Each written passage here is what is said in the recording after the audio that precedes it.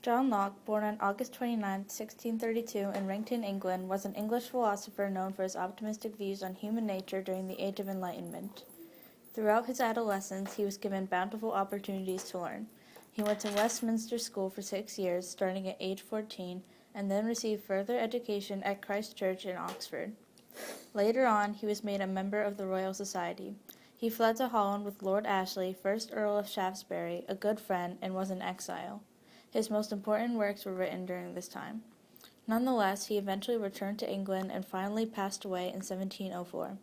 While he was not significantly recognized until he was nearly 60, he gained popularity through his biggest pieces of writing, 2 treatises of government, and an essay concerning human understanding. John Locke's ideas and writing made him an important figure in the Age of Enlightenment. John Locke had a more optimistic view of humanity and human nature, especially compared to philosophers such as Thomas Hobbes. Unlike Hobbes, who looked down on humanity, Locke believed that humans were naturally reasonable and moral. His optimistic view led to his further belief that humans had natural rights or rights given to them at birth. In 2 treatises of government, Locke declares, "Man being born hath by nature a power not only to preserve his property, that his life, liberty, and estate against the injuries and attempts of other men." These rights were life, liberty, and property. As for a style of government, Locke strongly opposed the absolute monarchy that other philosophers of the time supported. This is because, in his opinion, monarchy was not civil.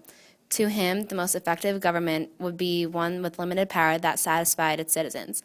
Locke states, "He makes it the foundation of the obligation to mutual love amongst men, on which he builds the duties they owe one another. This is most similar to a democracy." Furthermore, Locke had controversial opinions concerning law and order. He thought that a criminal's punishment should fit their crime, but he also thought that under no circumstances should the death penalty be used. He writes, "But only to retribute to him, so far as calm reason and conscience dictate, what is proportionate to his transgression." Finally, Locke had a controversial idea about a right to revolution. It is summarized in the entitlement of the people of a nation have to overthrow their government. This idea would find its way throughout the world as time passed.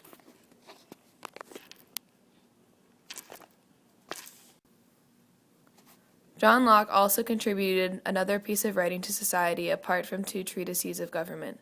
It is titled Essay Concerning Human Understanding and was written in 1689. In this piece of writing, Locke states his ideas on the topic of origin of human knowledge.